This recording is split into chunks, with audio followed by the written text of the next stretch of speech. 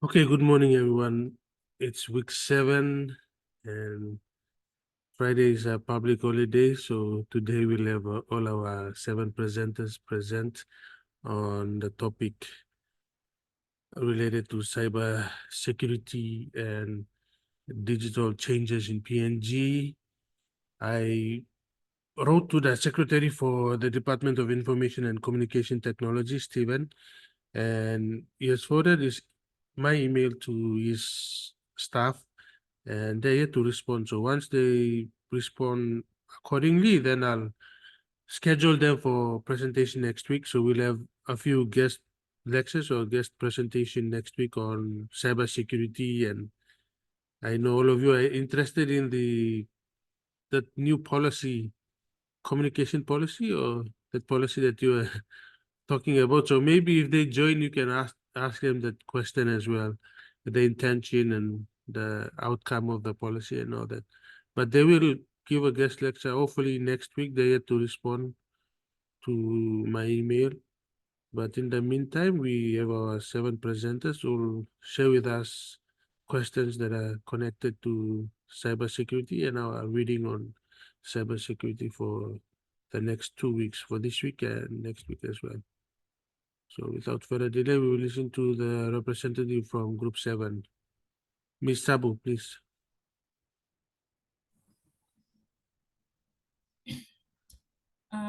Good morning, everyone. Can you hear me? Yes, please go ahead. Okay. So I'll start the presentation of Group 7. So good morning, Mr. Yegior and everyone. I will be representing my group and answering the question, how do Lindsay and Chuang define the term advanced persistent threat? Now, before I go into giving the definition on the term given according to Lindsay and Chuang, firstly, what is advanced persistent threat in general? Now, according to CrowdStrike 2023, an advanced persistent threat is a sophisticated and targeted cyber attack launched by skilled and well-resourced threat actors.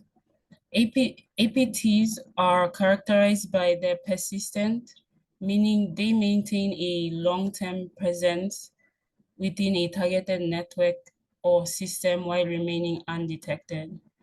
An APT attack is carefully planned and designed to infiltrate a specific organization, evade existing security measures, and fly under the radar. Adversaries are typically well-funded or experienced teams of cyber criminals that target high-value organizations, and they spend significant time and resources researching and identifying vulnerability within an organization in order to effectively invade them within a trace or track. So onto the definition given by Lindsay and Chuang, they present a model of acquisition, absorption, and application of illicitly gathered foreign expertise, and they use it to examine Chinese APT trends, the ability of Chinese defense economies to digest foreign information, and the challenges China faces turning it into comprehensive advantage. Now, to our understanding of the definition provided by Lindsay and Chuang, we understand that the definition or outlook on APT given by the two authors is more towards understanding how Chinese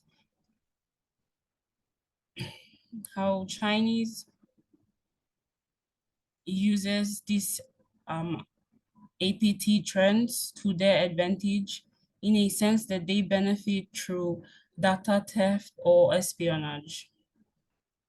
To clearly outline or give an example of APT is the Operation Aura when Google attacked in 2010. Now, according to Lindsay and Chuang, the disarray among cyber authorities in the federal government is suggested by the fact that when Google announced in January 2010 that it had been the subject of a highly sophisticated and targeted attack that originated in China, later called Operation Aura, and it turned to NSA or National Security Authority for assistance. Now, Operation Aura, which targeted multiple high-profile technology companies in 2010. This attack attributed to actors linked to China, which involved sophisticated techniques such as spear phishing and zero-day exploits to infiltrate the networks of targeted organizations such as Google.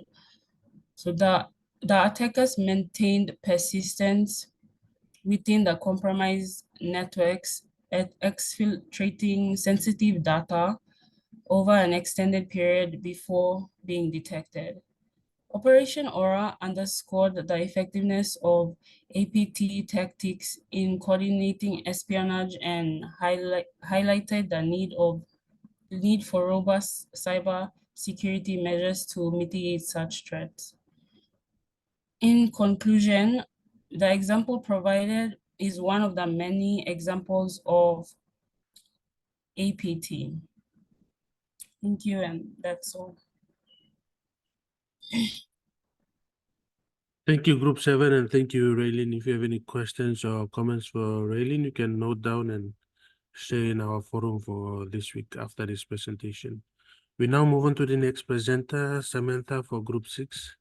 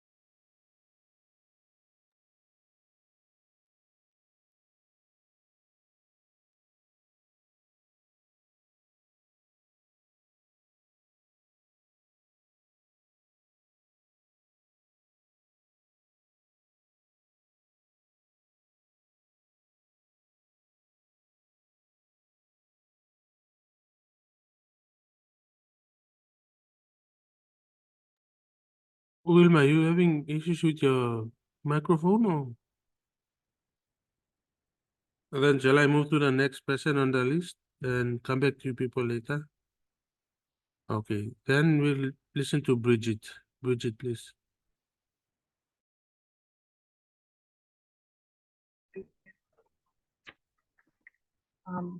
Hello everyone. Can you guys hear me?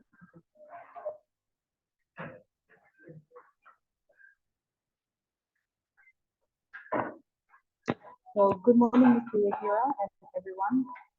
I'll be representing Group 5 to present our question.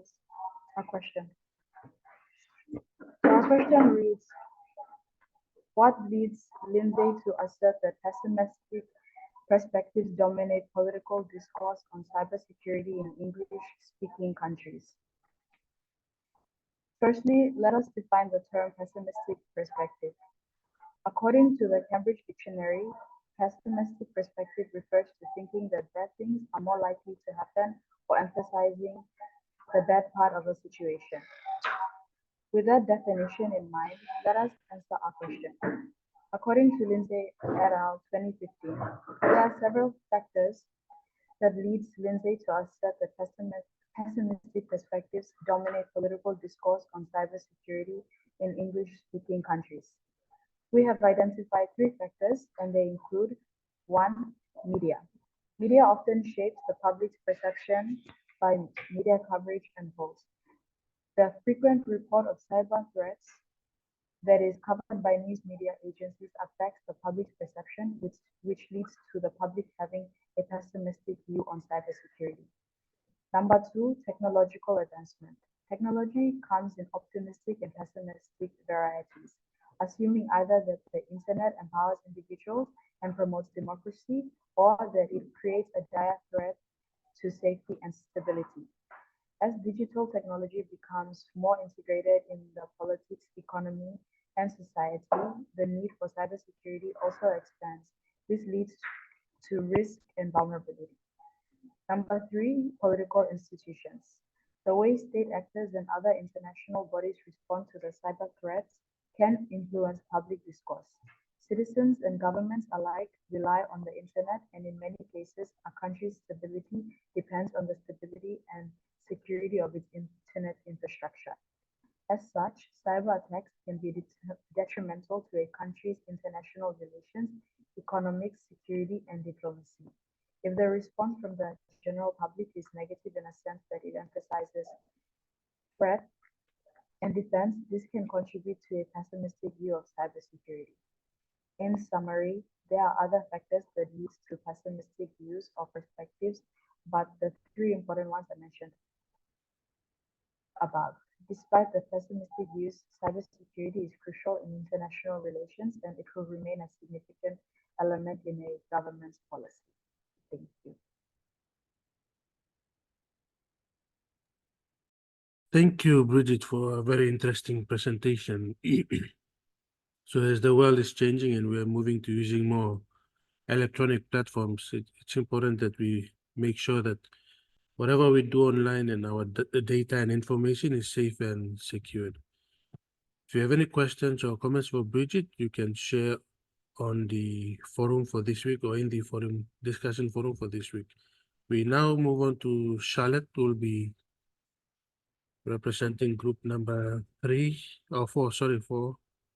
and she will be using Ms. Pongi's computer. Charlotte, please.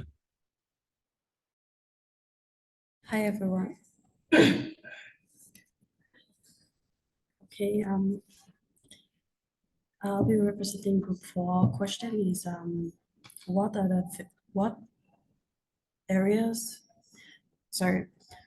the various manifestations of cyber warfare as outlined by Sam? Okay, firstly, what is cyber warfare? According to Hagin Botham 2015, operational cyber warfare entails attacks on military systems for the purpose of degrading the adversary's means of fighting. And strategic cyber warfare largely comprises attacks on other government and non-government systems, largely for the purpose of degrading the adversary's will to fight. According to them, cyber warfare has become a new way for actors to achieve political and military goals through independent activity, and it can be combined with conventional military activities to enhance fighting power.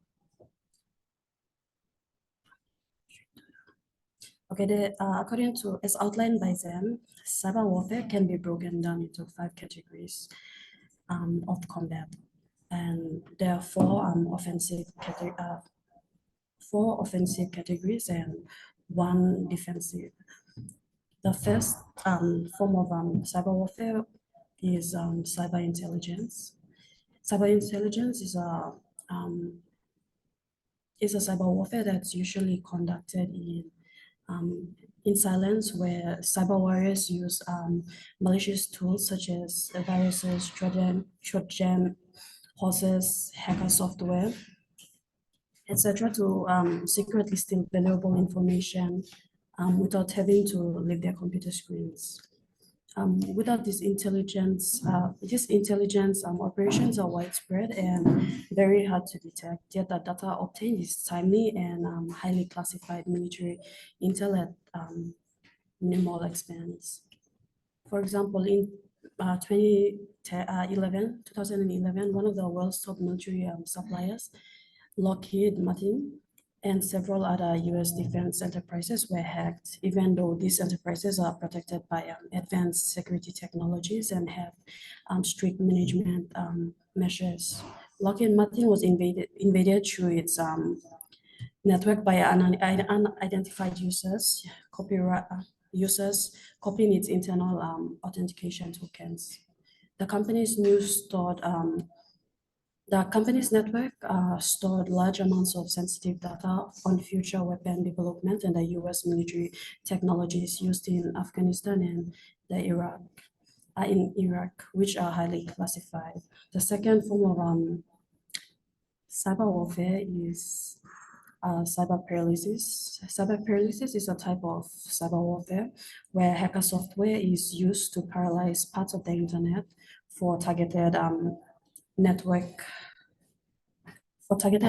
causing chaos. Cyber paralysis warfare seeks to target the Achilles heel of the internet to cause paralysis. This attack focuses on the network trunks and keynote methods like distributed denial of service attack or infecting local nodes with potent viruses. Yeah. Botnets, networks of compromised computers, are commonly used to execute these attacks, allowing attackers to control numerous machines remotely. The third form of cybersecurity is cyber and electronic magnetic integration. Cyber warfare used to be limited to wire transmissions. However, the development of wireless networking has transcended these limits, where cyberspace and electromagnetics space are becoming gradually integrated. Cyber and electronic integration refers to the war against the enemy's network systems using various means, including disrupting signals, attacks on network components, information deception, and other activities. This type of warfare highly relies on advanced technology and special support. The fourth cyber warfare is cyber psychology. Cyber psychology warfare is the psychological game launched in cyberspace, also known as psychological politics. It is a tactic that extends traditional psychological warfare into cyberspace. The goal of this warfare is to influence public opinion to achieve political and military goals. For example, the US command developed a program called the Water Army, where soldiers were allowed to create multiple fake IDs online with IP addresses from different countries, enabling them to manipulate social media online forums to influence and shape public opinion in favor of the United States and to undermine other governments. The last form of cyber warfare, according to Zhang, is cyber defense. Where there is an attack, there always has to be a defense strategy. While the other forms of cyber warfare revolve around the attack side of warfare, this cyber warfare comes from a defense standpoint. The whole focus of cybersecurity is for nations to protect their information infrastructure and systems to protect cyber attacks. Hence, cyber defense is very important. A cyber defense has to be established to evaluate safety levels, monitor and send out early warnings, conduct defensive invasions, perform self-recovery under emergencies. Yeah. The system should combine active defense with in-depth defense. It is necessary to prevent leakage of classified information onto the internet. And yeah, Cyberspace is necessary to bolster cybersecurity and ensure national security. Yeah, in 2006, the US Army carried out cyberstorm exercises to thoroughly test national cybersecurity readiness and response capabilities. This was done to have an effective response to cyber attacks, which are detrimental to the safety and protection of every nation. That's the end of our presentation. Thank you. All right, thank you, Charlotte, and thank you, Talita, and also thank you, Group 4, for sharing your answer with us. I hope the others have taken note of what you have presented. It's scary, yeah. I don't know whether PNG, we are equipped to counter this type of warfare tactic used by other advanced nations and very good hackers who are using the online platforms or using the system to hack into other systems and cause chaos. But next week, for those who just joined us, I said next week we might have the Department of Information Communication Technology. I spoke with the secretary and he said forward the invitation, and I did, and he gave it to his officers. So if they do decide to join us next week, then you might want to ask some of those questions to them next week to see or to get information from them whether or not we are prepared to defend ourselves against any cyber attack from other countries or other hackers from across the globe. All right, next we have Georgina representing Group 3. Georgina, please go ahead.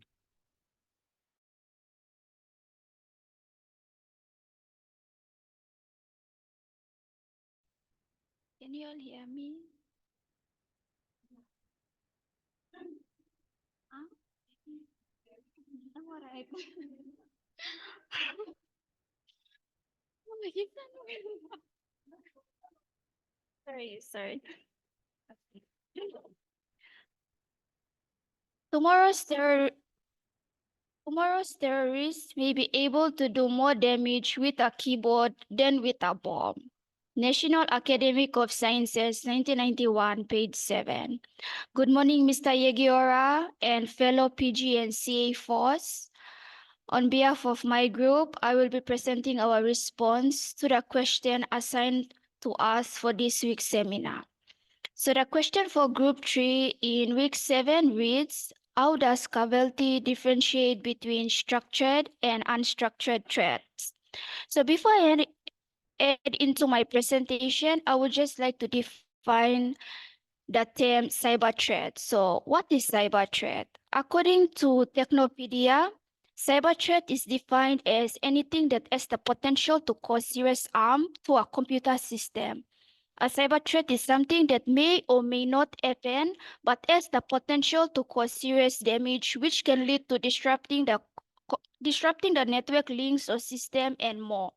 So we may say that cyber threats are a range of malicious activities aimed at disrupting, damaging, or gaining unauthorized access to computer system, networks, and data.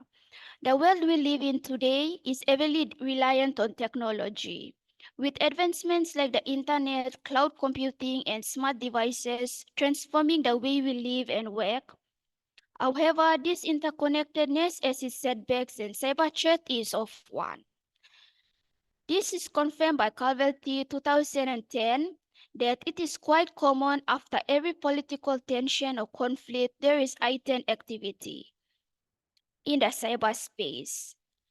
Another common occurrence is that our societies are confronted daily with cyber crimes and all kinds of more or less disruptive cyber incidents that causes minor and occasionally major inconvenience for private users, business, or governmental organizations. She further stated that the main question that is to be asked is, when should this occurrence be treated as a matter of national security? Overly dramatizing the threat manifests itself in a reaction that calls for military retaliation or other higher measures, and also creates assumed or possible enemy image of suspects, even if there is no identifiable enemy. Moving on, the list of preparators that can engage in such an act ranges from teenagers to criminals to terrorists to nation states. So Cavalti presented one useful way how to approach the question of when something should be treated as a national security issue. And that is to partition this wide range of actors or possible preparators into two groups. The first one is structured threats, and the second one is unstructured threats. So structured threats are threats that are well organized, planned, and executed by skilled attackers. Involve sophisticated techniques and tools that are typically carried out by individuals or groups with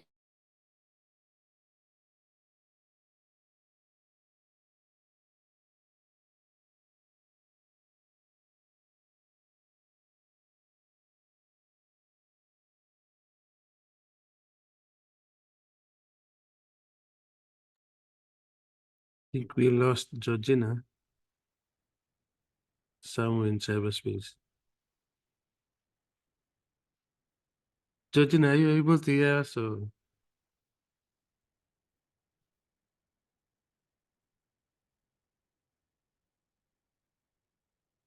anybody sitting next to Georgina?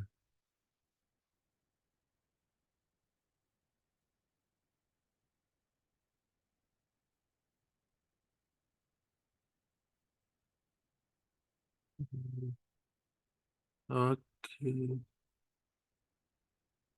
think she's moved to another. Georgina, you can continue. You found another computer that is working.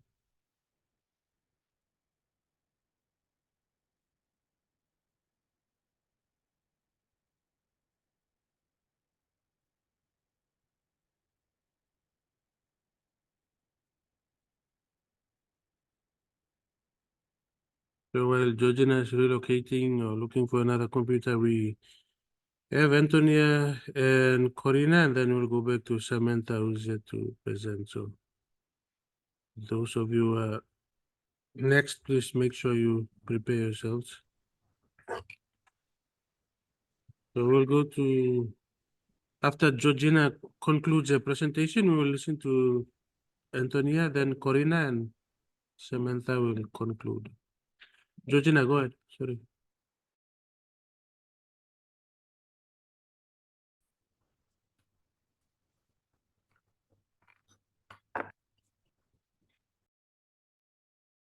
Okay.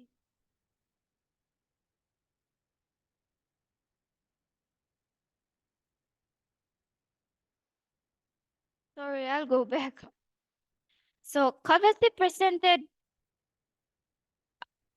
pardon me, I don't know which part did the network went off. Which part was I when the network went off? Okay, thank you. Okay, sorry for the inconvenience. So Cavalti presented one useful way to approach the question of when something should be treated as a national security issue. And that is to partition this wide range of actors or possible preparators into two groups. The first one is structured threats, and the second one is unstructured threats. So structured threats are threats that are well organized, planned, and executed by skilled attackers, involve sophisticated techniques and tools that are typically carried out by individuals or groups with specific goals. An example of this is when attackers gain unauthorized access to a network and remain undetected for an extended period, often to steal sensitive information or conduct espionage. Unstructured threats are minor opportunists and less organized or happen on a spur of the moment basis. They are often carried out by individuals or groups with limited technical expertise, using readily available tools and methods. An example of this would be when attackers attempt to guess password to gain access to a system. This brings us to answer group 3 question, and which is our response is Cavity differentiate between structured and unstructured threads as the unstructured threads is random and relatively limited. It consists of adversaries with limited funds and organization and short-term goal. These actors have limited resources, tools, skills, and funding to accomplish a sophisticated attack, and they also lack the motivation to do so. The unstructured threat is not considered a danger to national security and is not usually the concern of the national security community. Nonetheless, such attacks could cause considerable damage, mainly in the economic realm. The structured threats, on the other hand, is considerably more methodological and better supported. Adversaries from this group have all sourced intelligence support, extensive funding,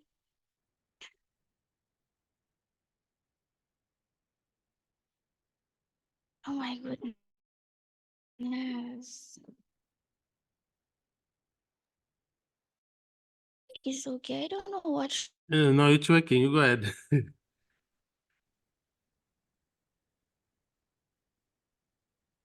Okay, pardon. So the structured threat on the other end is considerably more methodological and better supported. Adversaries from this group have all sourced intelligence support, extensive funding, organized professional support, and long-term goals. First, services, criminal elements.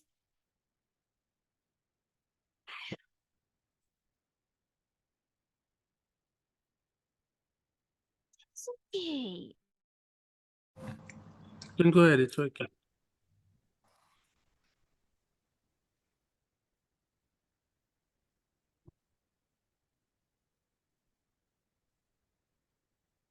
Foreign intelligence services, criminal elements, and professional hackers or crackers involved in information warfare, criminal activities, or industrial espionage are also included in this threat category. And she added, stating that another way to differentiate these two classes or categories of threat is to focus on the intention and the effect of the cyber activities.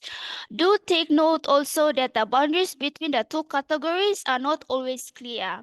Even though the unstructured threat is not of direct concern for national security, it is still feared that a structured threat actor could masquerade as an unstructured threat actor, or that structured actors could seek the help of technological apt individuals from other groups. Other scholars such as Snyder and Denning have also made attempts to distinguish these two classes of threats, and only through such distinction can we can better understand the threats and whether or not they are of national security issues without baseless assumptions and predictions of purported risk. And this can only be done through investigations to thoroughly grasp the scope, source, and nature of the incidents. Moreover, the military can only be involved by then if only and if we have substantial evidences gathered from the investigation that the attack was targeted directly and deliberately at the national security assets by another state and its effect is widespread. In addition, Cavalti pointed out that only computer attacks whose effects are sufficiently disrupted or disruptive should be regarded as a national security issues. Attacks that disrupt non-essential service or that are mainly a costly nuisance should not. I will conclude with a statement by Snyder 2007. It stated, and I quote, "Just as every shooting is not necessarily an act of war, every successful internet attack, no matter how deadly, is not necessarily an act of cyber war. A cyber attack that shuts down a power grid might be part of a cyber war campaign, but it also might be an act of cyber terrorism, cyber crime, or even if it is done by some 14-year-old who doesn't really understand what he's doing, it may be considered as cyber vandalism, which will depend on the motivation of the attacker and the circumstances surrounding the attack, just as in the real world. Thank you, and that's all. Thank you, Georgina, for an interesting presentation. Any questions or comments for Georgina? Say in our discussion forum for this week. Now let's listen to Antonia define or distinguish cyber war from cyber terrorism. Can you all hear me? So I'll be representing Group 2, and I'll be answering the question, what distinction does Cavalti draw between cyber war and cyber terrorism?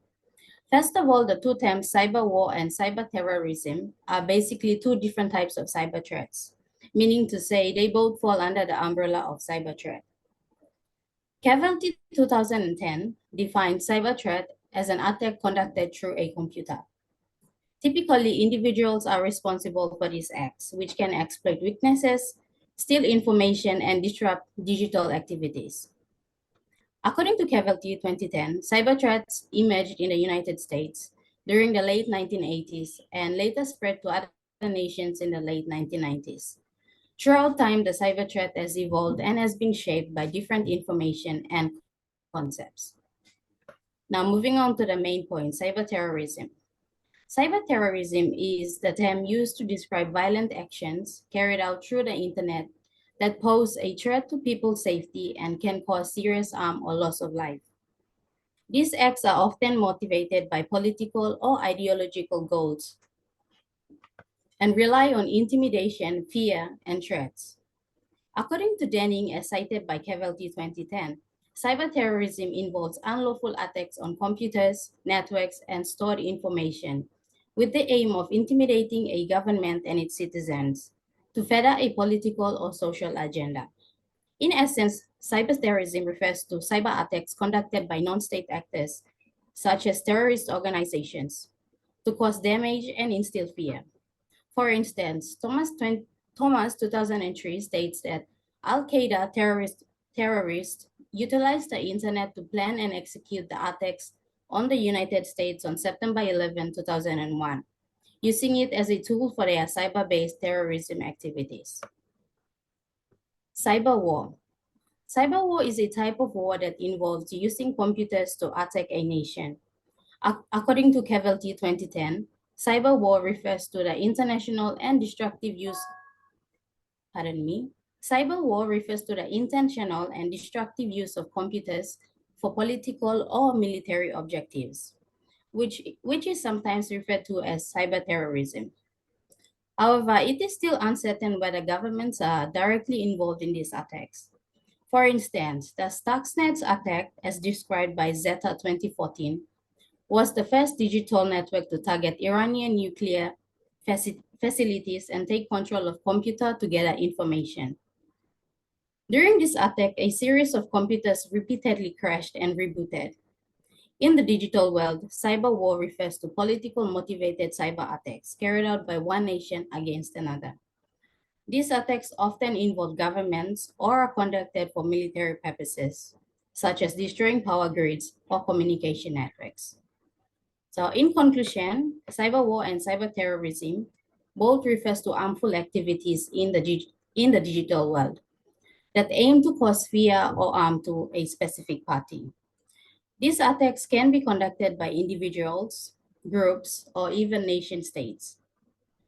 So the main difference between cyber terrorism and cyber war is that cyber war consists of attacks carried out by state actors such as the military, and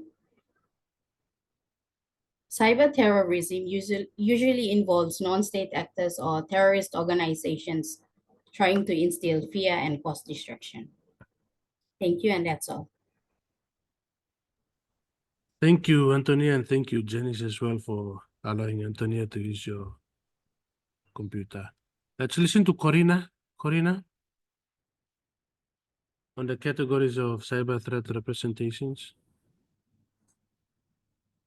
Mr. Can you hear me?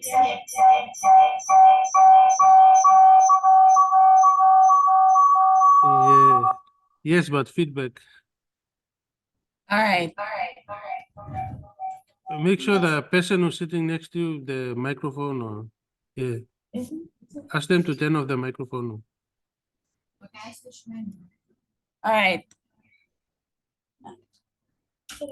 Okay. Mister, is it necessary for my face to be seen or? No, it's okay. So long as you All right. hear your lovely voice, that's important. Thank you. All right. Good morning, everyone. So I'll be presenting on behalf of my group, Group 1, and the question assigned to us is, what categories of cyber threat representations did Cavelty identify? So in chapter 16 of the Routledge Handbook of Security Studies by Cavelty outlines and explains the representation of cyber threats and cyber-related threats. So according to Cavelty, the cyber threats debate originated in the United States in the 1980s, gained momentum in the mid-1990s, and spread to other countries in the late 1990s. Now, the idea of cyber threats, circumstances, and measures taken to address it had been largely influenced by the revolution and evolution of information technologies being integrated into every aspects of human life worldwide. So in the years prior, the perceptions of cyber threat and its implications on the society was only common in the United States until it became a driving force in the advancement of national security for other countries. However, the development of cyber threats and cyber-related threats solely point to the dependency of governments, economies, and societies on networked information systems to operate. So in this regard, cyber threats were categorized into 3 different representations that coexist, and they are cybercrime, cyber terrorism, and cyber war. So what is cybercrime?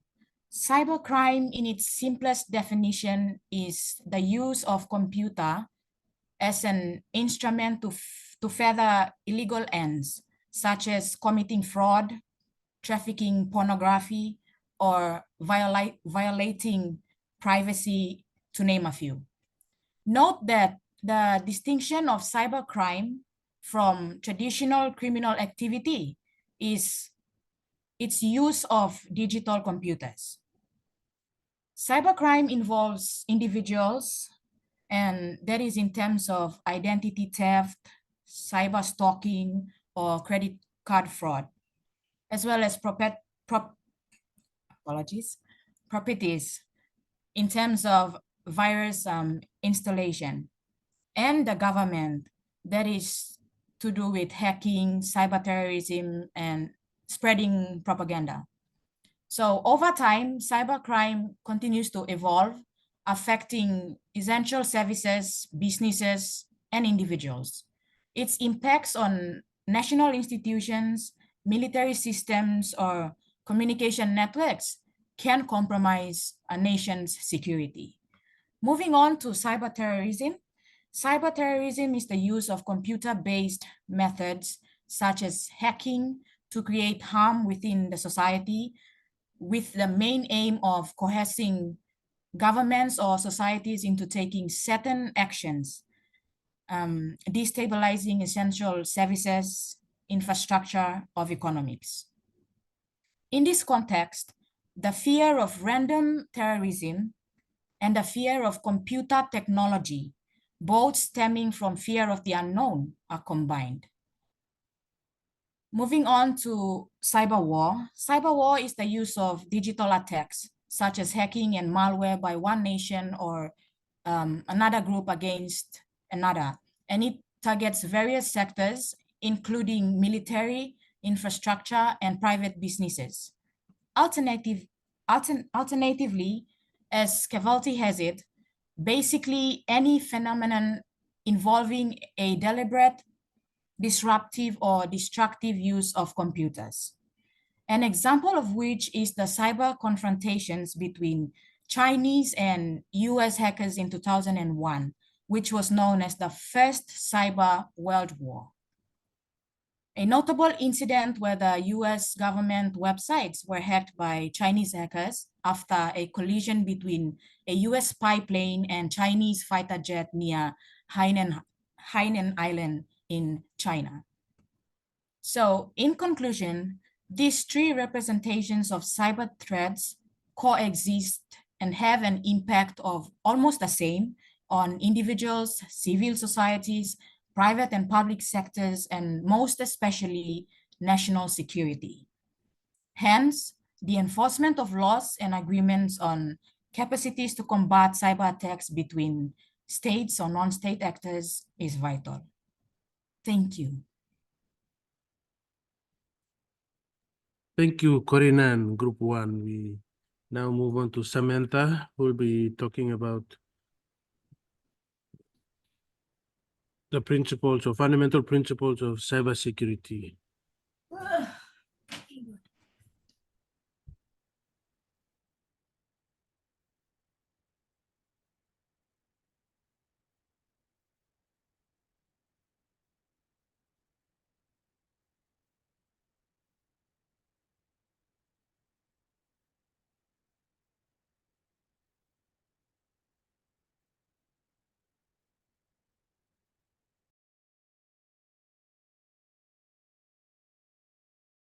Wilma, I think you have an issue with your microphone, maybe do troubleshooting or something. And maybe Samantha can use someone else's who's in the same classroom. Samantha can relocate and use your laptop to present. Okay.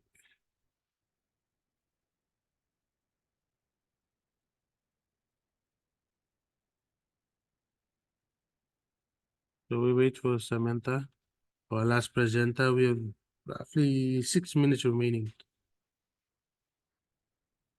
I hope you people are not trying to use the proxy sites to hack into the University 10 system and change your grades. Some of you are maybe planning to do that structured or unstructured attack on our information system. Samantha, okay, Gorati, Gorati's laptop, okay. Yeah, so that's possible. I had some people a few years ago did that, and they were caught by the university and they were given a warning, stern warning, not to engage in activities that are not good. So waiting for Samantha.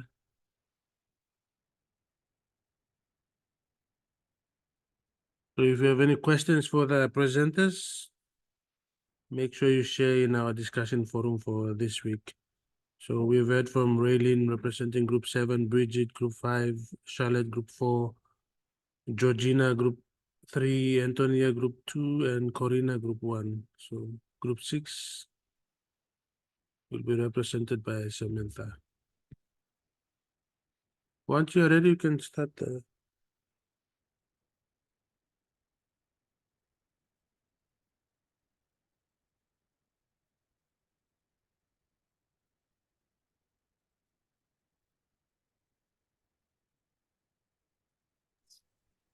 Can you all hear me now? Yes, thank you.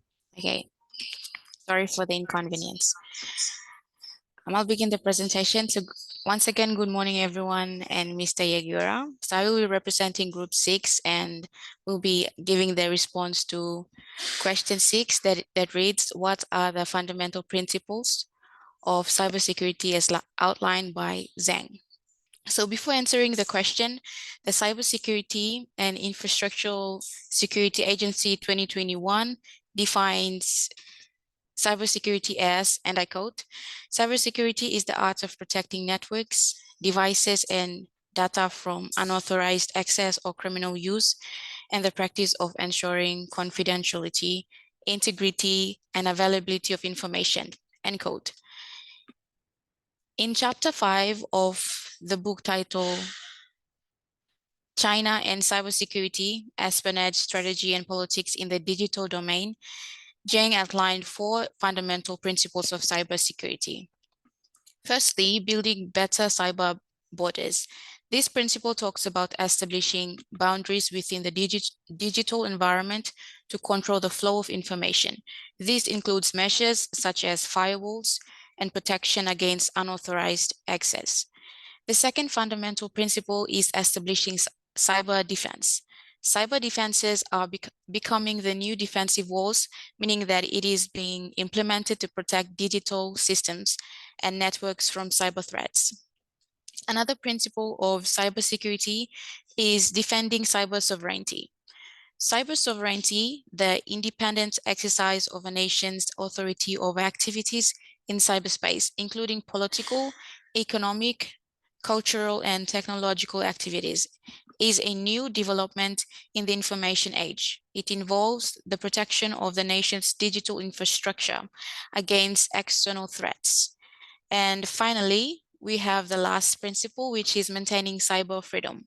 This principle basically stresses the need to adopt security measures with the protection of individuals' rights and freedom. Zhang stated that in order for us to achieve real cyber freedom, we need to limit the fake cyber freedom. This means that some activities in cyberspace may offer freedom, but it may lead to harmful consequences.